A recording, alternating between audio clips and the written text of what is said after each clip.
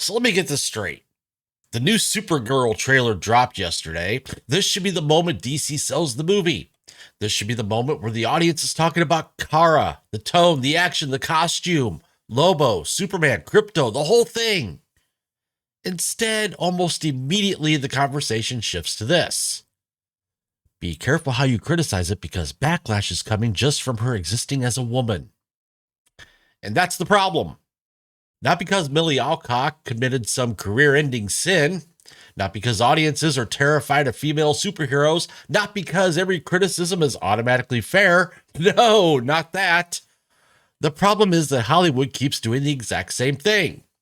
Before the movie's even out, before the audience has had a chance to judge the movie on its own merits, before a single box office receipt exists, the defensive narrative is already being assembled. That is not confidence. That's not hype. That is insulation. And when a studio campaign starts feeling like it's building the excuse before it sells the product, people notice. Because if you really believe in the movie, you sell the movie. You do not start by selling the reason people might be wrong for disliking it. And that is why this whole Supergirl rollout already feels just a little off.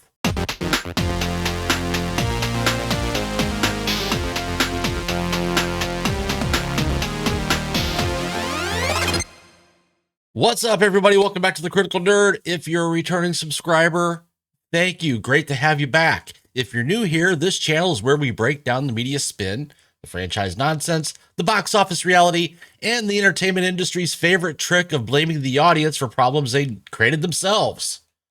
So if that sounds like your kind of content, do me a favor, if you would, hit that like button, subscribe, ring the bell, and let's get into this one. Because today we need to talk about Supergirl star Milly Alcock, the new trailer, and why this entire rollout feels like DC and the entertainment press accidentally turned the movie into a culture war argument before the audience could even decide whether it looked good. And that's what makes this story kind of interesting. Not just what she said, but when she said it, how it was framed, and why it landed the way it did. And why so many people immediately said, oh no, not this playbook again. Let's start with the obvious question. What did Milly Alcock actually say? Because as usual, the internet reacts to the headline first and the quote second. The core line that lit this whole thing on fire was her saying that being in a major fandom space made her aware that simply existing as a woman there is something people comment on, and that we've become very comfortable with this weird ownership over women's bodies. Now, on its own, it's not some 10-minute political manifesto. It's not the most extreme thing anybody in Hollywood has ever said. And if you read it charitably, it sounds like an actress saying, yeah, fandom can be weird. People talk about women's looks constantly, and I know I'm going to get judged. That's the generous read. But that's not how it landed. Because the second that quote hit the exact same time as the trailer, the internet shorthand became, oh, here we go. They're already pre-blaming sexism. And whether that was her intent or not, perception is reality. You don't get graded on what you meant. You get graded on how it sounded in the middle of a giant franchise rollout. And the way it sounded to a lot of people was very simple. If this movie gets backlash, the audience is already being pre-framed as the problem. And that is why people got irritated so fast. And let's be honest, the reason this set people off so quickly is because it felt familiar. Very familiar. A lot of viewers instantly compared it to the same style of rhetoric around She-Hulk. Not identical, but similar enough that people immediately recognized the pattern. The wording about women simply existing in superhero spaces, the implication that backlash is tied to gender before the practice is even fully judged, the sense that criticism is already being filtered through a moral lens before the audience gets a fair crack at the thing. That is why the eye roll started. Because people have seen this before. And every time Hollywood runs the play, the actual movie ends up buried under discourse. Instead of, did the show work? It becomes, why are people reacting this way? Instead of, was the writing good? It becomes, are the critics toxic? Instead of, did the audience connect with it? It becomes, what does this say about fandom? And that's the trap. Because once the discourse becomes the story, the movie stops being the story. That is exactly what happened here. The trailer should have been the focus. Instead, the focus became the preemptive backlash narrative, and that is an own goal. And here's why this got even messier. This quote did not land in a vacuum. It landed on top of a trailer already that had work to do. Because this is not some clean, instantly crowd-pleasing version of Supergirl.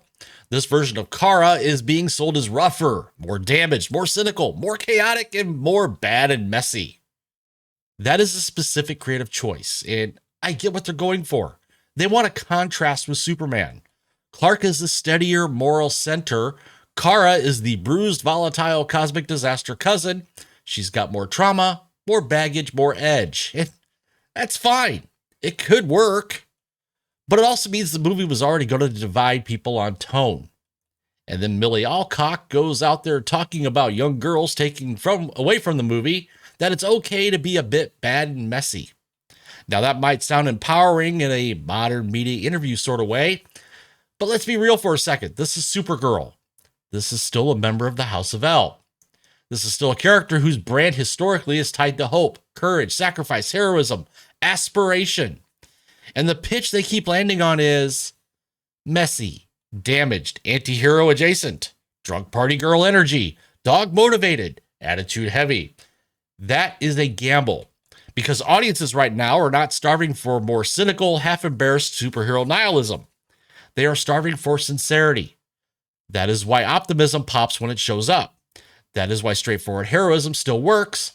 And if your version of Supergirl feels like she's being positioned less as an icon and more as another snarky, reluctant, trauma-coded antihero, people are going to notice that too. Now let's talk receipts because that's what we do here. Every single time Hollywood runs this playbook, the preemptively blame the audience play, the result is the same. She-Hulk, 2022, Tatiana Maslany, pre-framed criticism as sexism. Over $200 million budget, most divisive Marvel project of the era, no season 2, dead franchise. Snow White, Rachel Zegler, remember that? Attacked the source material and the audience before the movie came out. Multiple people are already calling Alcock the next Rachel Zegler, and we all know how that turned out. Captain Marvel, Brie Larson, alienated the fan base with pre-release rhetoric. Had to actively rehab her public image, and the movie only made money because it was surgically wedged between Infinity War and Endgame, not because the PR strategy worked. The Bride, 2026, marketed as feminist horror. $7 million opening against a $100 million budget, dead on arrival, earlier this year even. People are still cleaning up that mess. And Ghostbusters 2016, remember that one? The OG playbook. If you don't like it, you're sexist. Underperformed. Franchise killed. They had to reboot with Afterlife just to get people back in the door. Now here's the part they don't want you to connect. The counter receipts.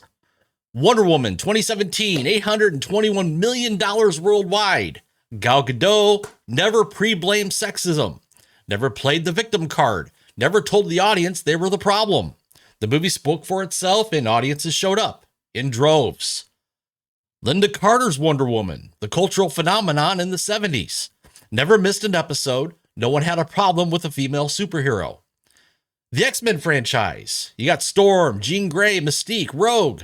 All beloved, all iconic. No victim card required. Alien, Kill Bill, Hunger Games, Tomb Raider. I can even say Terminator. Female-led action franchises that audiences showed up for every single time. The pattern is not complicated. Good movie plus respect for the audience equals success. Preemptive victim narrative plus lecturing the audience equals box office pain. How many billion-dollar female superhero movies do we need before fans are sexist stops being a reliable fallback? And beyond all the victim narrative stuff, the movie itself has an identity problem that nobody at DC seems to want to address. Because this isn't a bold new vision for the DCU, this is Guardians of the Galaxy in a skirt. And that's not just me saying it. The entire commentary space is seeing it. Look at the checklist. Trench coat and goggles, Star-Lord costume. Retro music device, Star-Lord's cassette player. Blondie's Call Me in the trailer, Same retro needle drop formula as every Guardians trailer. Nihilistic anti-hero who doesn't want to be a hero, drinks too much, has family issues, only gets involved when something personally affects her. That's Peter Quill. That's literally Peter Quill with a cape. And then there's Crypto as the emotional anchor of the entire DCU. They're trying to make Crypto the next Baby Groot, except Baby Groot was a legitimate cultural fad. People bought the merch. The moment hit. Crypto, well, Crypto's not that. And Gunn has admitted Crypto is based on his own dog. He literally changed the breed from the comics to match his personal pet. That's why we're getting this obsession. It's not because audiences demanded it. It's because James Gunn loves his dog. James Gunn promised that directors in the DCU would have creative freedom. But Craig Gillespie is not executing his own vision here. This is a James Gunn movie. Everything about the marketing, the tone, the music choices, the character archetypes, this is Gunn's fingerprint. And the uncomfortable truth is that Gunn can only write one kind of protagonist. The snarky anti-hero who listens to retro music, has daddy issues, doesn't believe in anything, and has to be dragged into doing the right thing. That felt fresh in 2014. Now it's 2026. It doesn't feel fresh anymore. It feels, well, 12 years old. And then there's the trailer itself, because even putting the discourse aside, I think there's a fair question here. What exactly is the hook?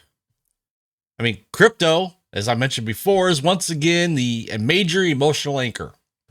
Lobo is here, but for some people, he just reads like Jason Momoa doing Jason Momoa things again. Superman is present enough that people are already wondering how much marketing needs him. And Kara's core motivation, at least from how it's being sold, seems heavily tied to the dog. Now, if the emotional engine of both Superman and Supergirl keeps circling back to save the dog, eventually people are going to ask why Crypto feels like the anchor being of the entire DCU. And that gets to the deeper problem. What is the clean sell here? Is it Supergirl the icon? Supergirl the anti-hero? Supergirl the damaged outsider? Supergirl and Crypto? Supergirl and Lobo? Supergirl with Superman adjacency? Supergirl as Cosmic Guardians flavor? Because right now it feels like the movie is selling several things at once without one dominant crystal clear identity. And that is exactly why the off-screen discourse was the last thing this rollout needed. Now, I want to be careful with this little segment here, because some of the chatter surrounding this movie is still rumor mill territory, not lockdown fact. But the reason this interview timing looks so bad to people is because it's landing in the middle of all that chatter. The online commentary space is full of claims about multiple test screenings, multiple endings, ongoing reworking, composer turnover, added Lobo material, added Superman material, damage control budget talk, and general anxiety behind the scenes. Now, I'm not presenting all of that as gospel, but even if half of that kind of chatter is floating around the fandom ecosystem, then yes, dropping a quote that sounds like a preemptive defense mechanism is going to hit people the wrong way. And the read becomes, oh, okay, so this is not just promotion, this is narrative preparation. Again, fair or unfair, that's how this lands. And that is why this feels less like a random PR hiccup and more like part of a broader pattern. Now let's talk about receipts, because that's what we do here. Every time Hollywood runs the preemptively blame the audience play, the result is almost never cleaner conversation. It usually gets worse. Because it does not make skeptics more open-minded, it makes them more defensive. It does not calm the discourse, it radicalizes the discourse. It does not help the project stand on its own. It makes the project look like it needs narrative body armor. Meanwhile, the counterexamples are obvious. When audiences love something, they love it. They do not care that the lead is a woman. They do not care that the hero is female. They do not care about the activist framing if the movie actually lands. But when the marketing starts sounding insecure, when the talent starts sounding pre-defensive, and when the studio ecosystem feels like it's already preparing the blame game, yeah, people start smelling fear. And once audiences smell fear, they start asking why. And that is what makes it bigger than one awkward interview. This is supposed to be an important piece of the DCU. This isn't some random side experiment with nothing writing on it. This is part of a rebooted universe that still needs audience trust. And trust is basically what this kind of rollout burns. Because if Supergirl works, great. Then all this noise becomes background static. But if the movie underperforms or lands with mixed audience reaction or gets hit with mid-discourse from the general public, then this quote is going to come back immediately. And people are going to say, there it is. They were building the excuse the whole time. That may not be fair to Alcock personally, but it is absolutely how this stuff works now. And Hollywood, well, they should know that by now. So here's the bottom line. I do not think the biggest issue here is that Milly Alcock said one controversial thing. The biggest issue is that the Supergirl rollout allowed the conversation to become about anticipated backlash instead of excitement. That's the mistake. Because once the audience feels like it's being managed instead of invited, the pitch starts collapsing. And the audience is not rejecting this because female superhero. They're reacting to the same thing they have reacted to for years now. The feeling that Hollywood is already framing the reaction before the product earns its verdict. If DC wants people to believe in Supergirl, then sell Supergirl. Sell the character, sell the story. Sell why this version matters. Sell why this movie is worth showing up for. But do not hand the audience the lecture before you hand them the movie. Because the second people feel like you're already building the excuse, they stop trusting the campaign. And once that trust is gone, good luck getting it back with a trailer and a quote package. But let me know what you think. Is this being overblown? Or does this feel like the exact same Hollywood playbook all over again? Drop your thoughts in the comments below. If you enjoyed this video, hit like, subscribe, share it out, ring the bell. And as always, keep your expectations low and your receipts high. I'm the Critical Nerd, and I'll see you in the next one.